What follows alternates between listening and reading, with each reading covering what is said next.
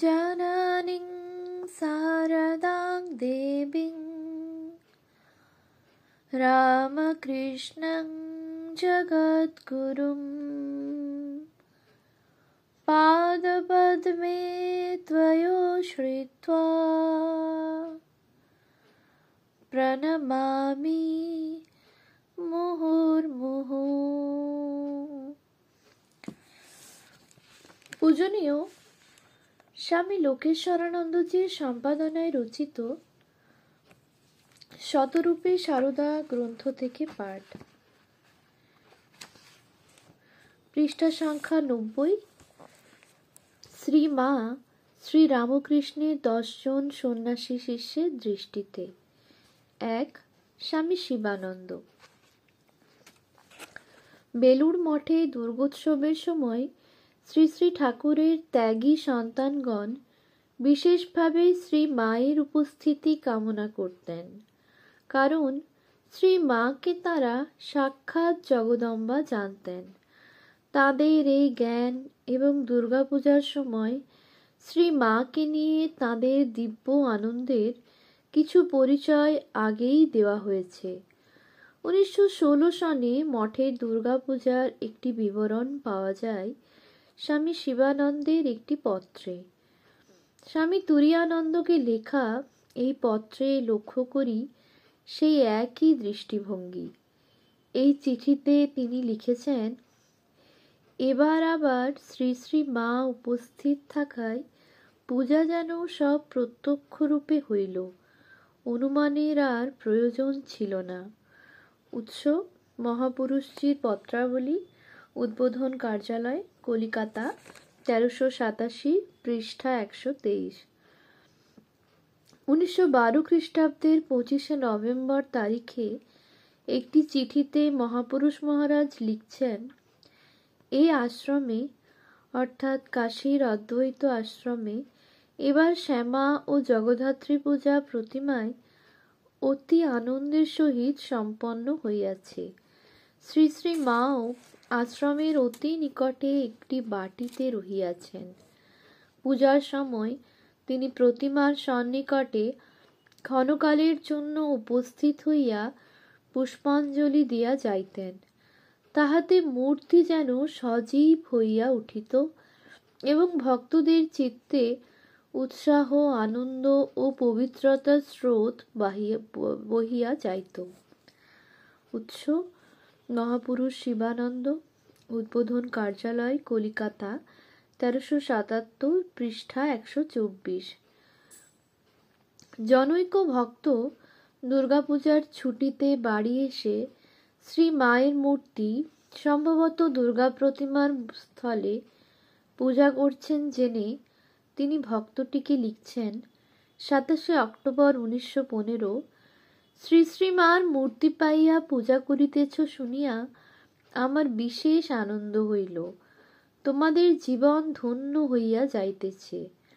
উৎস মহাপুরুষজির পত্রাবলী, পৃষ্ঠা 103। বেলুড় মঠের তরুণ সাধু ব্রহ্মচারীদের তত্ত্বাবধানে স্বামী শিবানন্দ নিয়ম শৃঙ্খলার উপর বিশেষ গুরুত্ব দিতেন। শৃঙ্খলা রক্ষার ব্যাপারে তিনি কঠোর ছিলেন, তরুণ সাধুদের মঙ্গলের জন্যই। কিন্তু সংঘজননী শ্রী মা যখন কোনো ক্ষেত্রে তাকে ক্ষমার আদেশ দিয়েছেন, তখনই তিনি তা নির্বিচারে নত শিরে সানন্দে মেনে নিয়েছেন। শ্রী মায়ের বিধানকে তিনি জানতেন চরম আদালতের বিধান। একবার জনৈক ব্রহ্মচারী ভয় পান তাকে কোনো একটি অন্যায় কাজের জন্য মহাপুরুষ মহারাজ মঠ থেকে সরিয়ে দেবেন। ভীত ব্রহ্মচারী এক বস্ত্রে পদব্রজে জয়রামবাটি গিয়ে শ্রী মায়ের শরণ নেন। শ্রী মা তাকে আশ্রয় দিয়ে মহাপুরুষ মহারাজকে ডাকযোগে একটি চিঠি দেন। চিঠিতে বলেন, বাবা জীবন তারক, ছোট নগেন তোমার কাছে কি অপরাধ করেছে? তুমি তাকে মঠ থেকে তাড়িয়ে দেবে বলে সমস্ত রাস্তা পায়ে হেঁটে আমার কাছে চলে এসেছে। তা বাবা, মায়ের কাছে কি ছেলের অপরাধ আছে? তুমি বাবা তাকে কিছু বলো না। উত্তর না আসা পর্যন্ত শ্রীমা উক্ত ব্রহ্মচারীকে নিজের কাছে রেখে দেন। পত্রপাঠ মহাপুরুষ মহারাজ উত্তর দিলেন, ছোট নগেন আপনার নিকট গিয়াছে জানিয়া নিশ্চিন্ত হইলাম, তাহাকে পাঠাইয়া দিবেন। আমি তাহাকে কিছুই বলিব না। ব্রহ্মচারী মঠে ফিরে এলে মহাপুরুষ মহারাজ তাকে বুকে জড়িয়ে ধরে বললেন, বেটা, তুই আমার নামে হাইকোর্টে নালিশ করতে গিয়েছিলি? উৎস: শ্রীমা সারদা দেবী, স্বামী গম্ভীরানন্দ, উদ্বোধন কার্যালয়, কলিকাতা, ষষ্ঠ সংস্করণ, 1384, পৃষ্ঠা 383। এই সম্পর্কে আরও একটি ঘটনার উল্লেখ হয়তো অপ্রাসঙ্গিক হবে না। একবার মহাপুরুষ মহারাজ স্থির করেন মঠে দুর্গাপূজা হবে না। বাবুরাম মহারাজ স্বামী প্রেমানন্দ অসুস্থ হয়ে বলরাম মন্দিরে ছিলেন। দুটি বিশিষ্ট ভক্ত তাকে গিয়ে বলেন, মহারাজ, এবার মঠে দুর্গাপূজা করবার খুব আগ্রহ নিয়ে গিয়েছিলুম, কিন্তু পূজনীয় মহাপুরুষ মহারাজ বললেন, এবার আর মঠে পূজা হবে না। বাবুরাম মহারাজ তাঁদের পরামর্শ দিলেন, তোরা এক কাজ কর, শ্রী শ্রী মাতা ঠাকুরানী উদ্বোধনে আছেন, তাঁর কাছে গিয়ে পূজা করবার ইচ্ছা প্রকাশ কর, তিনি কি বলেন দেখ। শ্রী মায়ের কাছে গিয়ে সব বলতে তিনি বললেন, মা দুর্গা যদি নিজের ইচ্ছায় আসেন তবে আমাদের হ্যাঁ না করবার কি আছে। ভক্ত দুটি তখনই বেলুড় মঠে গিয়ে মহাপুরুষ মহারাজকে শ্রী মায়ের কথা বললেন। মহাপুরুষ মহারাজ সে কথা শুনে সঙ্গে সঙ্গেই বললেন, মা বলছেন, তাহলে পুজো হবে। উৎস: স্বামী প্রেমানন্দ, শ্রী রামকৃষ্ণ প্রেমানন্দ আশ্রম, আটপুর, হুগলি, 1372, পৃষ্ঠা 126। বলা বাহুল্য, সেবার যথারীতি মঠে দুর্গাপূজা হল।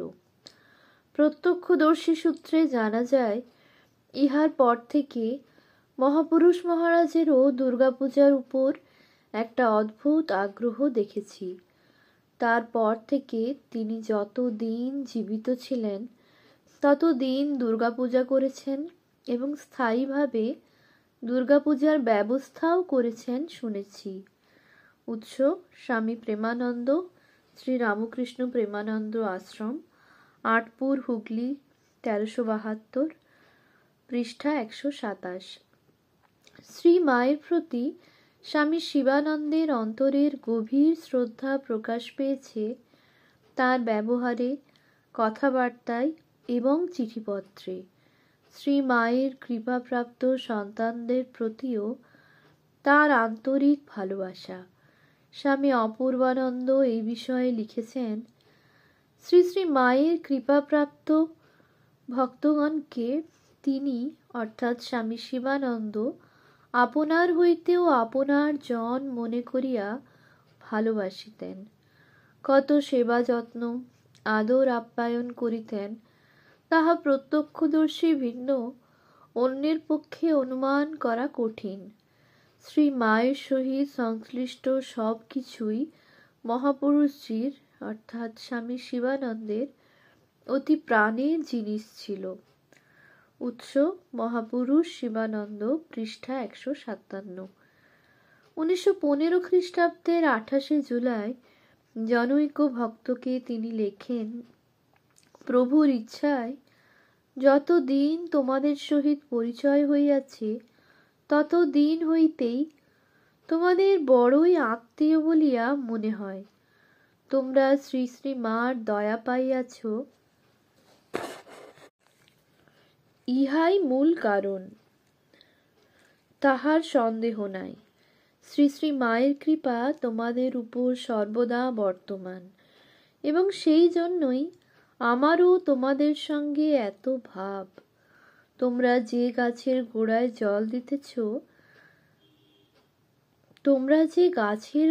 জল দিতেছ, কাজেই শাখা প্রশাখায় তাহা পৌঁছিবে। উৎস: স্বামী প্রেমানন্দ, পৃষ্ঠা 132-33। মায়ের স্বরূপ প্রসঙ্গে মহাপুরুষ মহারাজ বলেছেন, তিনি ছিলেন সাক্ষাৎ আদ্যাশক্তি, জগৎ জননী। শাস্ত্রে যে কালী, তারা, ষোড়শী ইত্যাদি দশমহাবিদ্যার কথার উল্লেখ রয়েছে, মা ঠাকুরুন ছিলেন সেই দশমহাবিদ্যার একজন। ঠাকুরের যুগধর্ম সংস্থাপন রূপ নরলীলা পূর্ণ করবার জন্য জগতে অবতীর্ণ হয়েছিলেন। তাকে সাধারণ মানব কি বুঝবে? আমরাও প্রথমটা তাকে কিছুই বুঝতে পারিনি। নিজের ঐশীভাব এত গোপন করে থাকতেন যে তাকে কিছুই বুঝার জো ছিল না।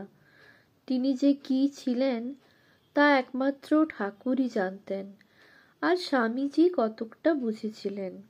উৎস: শিবানন্দ বাণী, প্রথম ভাগ, সংকলন স্বামী অপূর্বানন্দ, উদ্বোধন কার্যালয়, কলিকাতা, 1386, পৃষ্ঠা 159-60।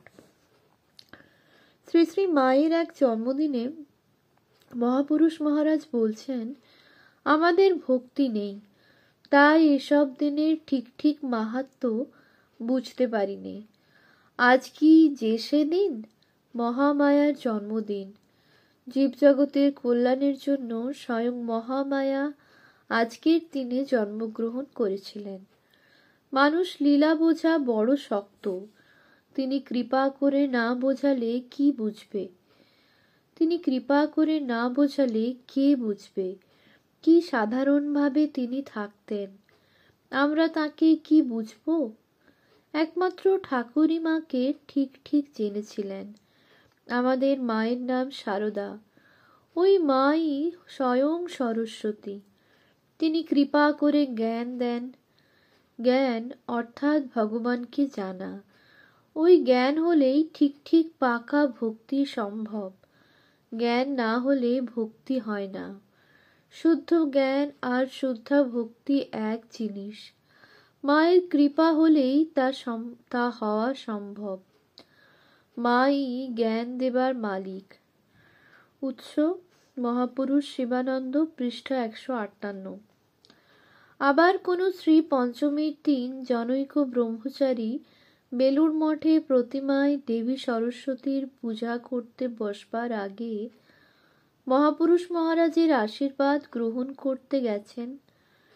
তাকে লক্ষ্য করে মহাপুরুষ মহারাজ উচ্চকণ্ঠে বললেন, মাই সাক্ষাৎ সরস্বতী, তাঁর কৃপায় আমাদের মঠে নিত্য তাঁর পূজা হয়।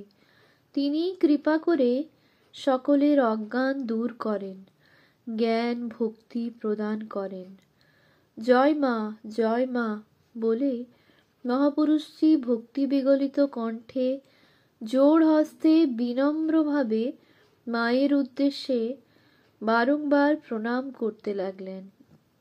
উৎস: শ্রী শ্রী মায়ের স্মৃতিকথা, স্বামী শারদেশানন্দ, উদ্বোধন কার্যালয়, কলিকাতা, 1982, পৃষ্ঠা 202। শ্রী শ্রী মায়ের শরীরত্যাগের পর এক ভক্ত দম্পতি শোকার্ত হয়ে বেলুড় মঠে আসেন এবং মহাপুরুষ মহারাজকে দর্শন করে নিজেদের অন্তরের প্রবল শোক কাঁদতে কাঁদতে নিবেদন করেন। মহাপুরুষ মহারাজ তাহাদের প্রতি খুব সহানুভূতি প্রকাশ করে সান্ত্বনা প্রদান করলেন। তারপর মহাপুরুষ মহারাজ একরকম ভাবাবিষ্ট হয়ে বলতে লাগলেন, মা তো এখন সর্বব্যাপিনী, সকলের মধ্যেই সকল স্থানেই তাকে দেখতে পাবে। যে তাকে প্রাণ ভরে ডাকবে সেই দর্শন পাবে। তিনি এতদিন এক স্থানে ছিলেন, এখন সর্বত্র আছেন। দুঃখের কোনো কারণ নেই, ব্যাকুল হয়ে আন্তরিকভাবে ডাকলেই দর্শন দেবেন। উৎস: শ্রী শ্রী মায়ের স্মৃতিকথা, স্বামী শারদেশানন্দ, উদ্বোধন কার্যালয়, কলিকাতা, 1982, পৃষ্ঠা 201 থেকে 202। একটি পত্রে তিনি এই ভাব প্রকাশ করে লিখছেন, যে ভক্ত তার অভাবে যত দুঃখ অনুভব করিবেন, তিনি তাকে তত বেশি দেখিতে পাইবেন ও হৃদয়ে শান্তি অনুভব করিবেন, কারণ তিনি শ্রীমা আদ্যাশক্তির এক অংশ প্রকাশ, যেমন কালী, তারা, ষোড়শী, ভুবনেশ্বরী ইত্যাদি তেমনি।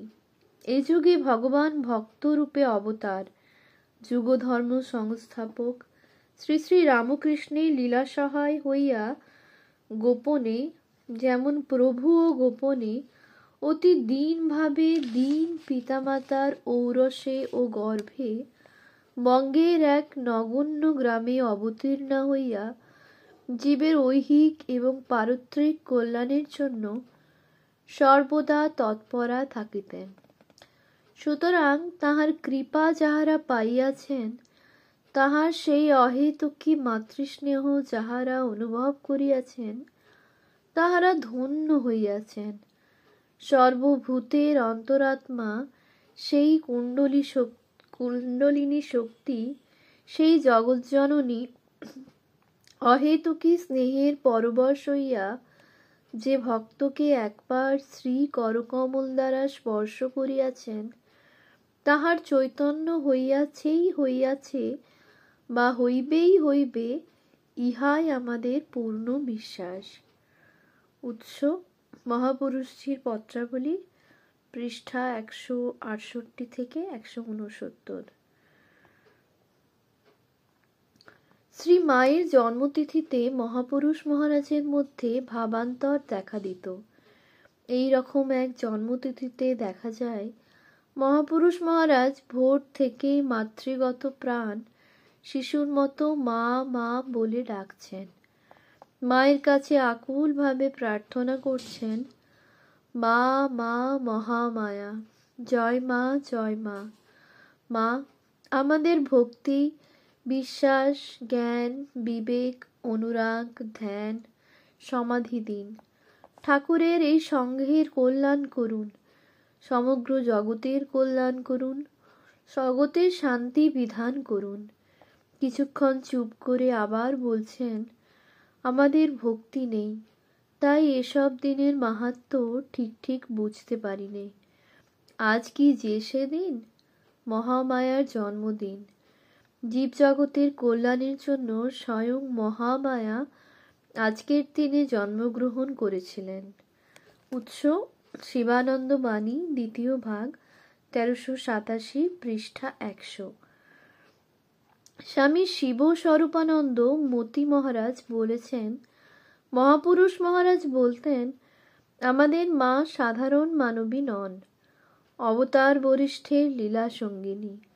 ঠাকুরের লীলাপুষ্টির জন্য তিনি নর দেহ ধারণ করেছেন। রামচন্দ্র, কৃষ্ণ, বুদ্ধ, চৈতন্য সকলের সঙ্গে এই মাই এসেছেন, কিন্তু তাকে কে চিনতে পারে? বউটির মতো ঘোমটা দিয়ে থাকতেন। তিনি কৃপা করে না বোঝালে কে বুঝবে তাকে? মানুষের সৌভাগ্য যে তারা আসেন, মানুষের দুর্ভাগ্য যে খুব কম জনই তাদের চিনতে পারে। অদ্যাবধি গৌড়লীলা করেন গোরারায়, কোনো ভাগ্যবানে দেখিবারে পায়। যার দৃষ্টি আছে সেই শুধু ঠাকুর ও মাকে চিনতে পেরেছে।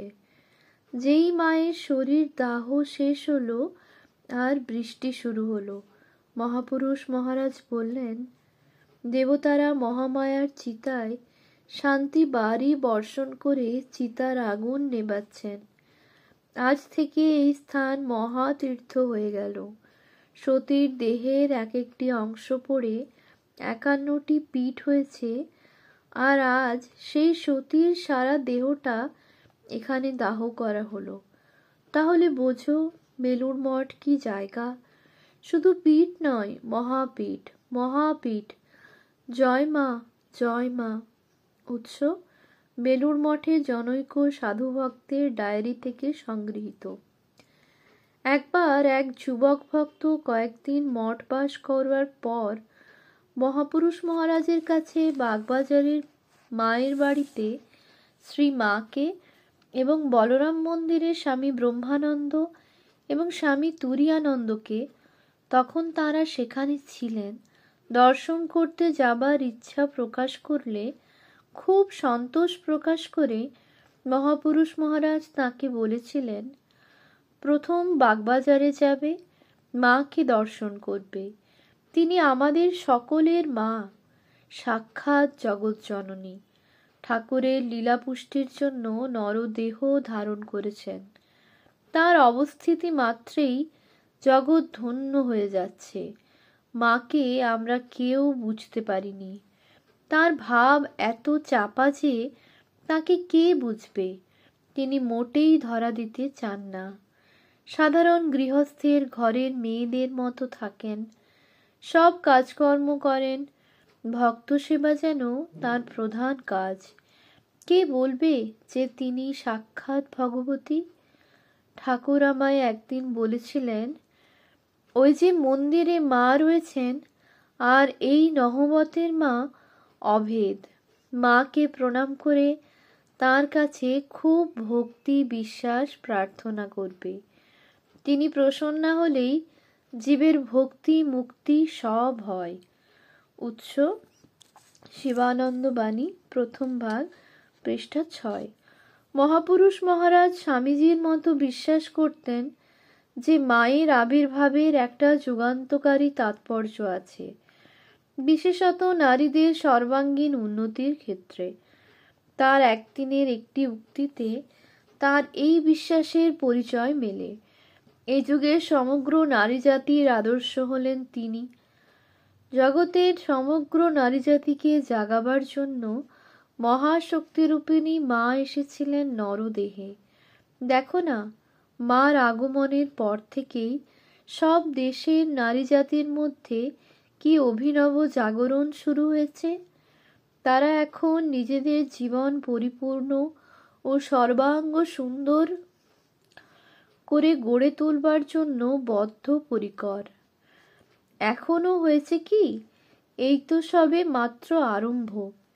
বৈদিক ও পৌরাণিক যুগে যেমন গার্গী, মৈত্রেয়ী, সীতা, সাবিত্রী প্রভৃতি অদ্ভুত নারী চরিত্রের বিকাশ হয়েছিল, এই যুগে মেয়েদের ভিতর তার চাইতে বড় বড় আধারের বিকাশ হবে। মেয়েদের ভিতর আধ্যাত্মিকতা, রাজনীতি, বিজ্ঞান, শিল্পকলা, সাহিত্য প্রভৃতি সব বিষয়ে অতি আশ্চর্যজনক জাগরণ এসেছে, আরও আসবে। এসব ঐশী শক্তির খেলা। সাধারণ মানুষ এ সকলের গূঢ় মর্ম কিছুই বুঝতে পারে না। উৎস শিবানন্দ বাণী, পৃষ্ঠা 159 থেকে 161। ওম শান্তি শান্তি শান্তি। হরি ওম তৎসৎ। শ্রীরাম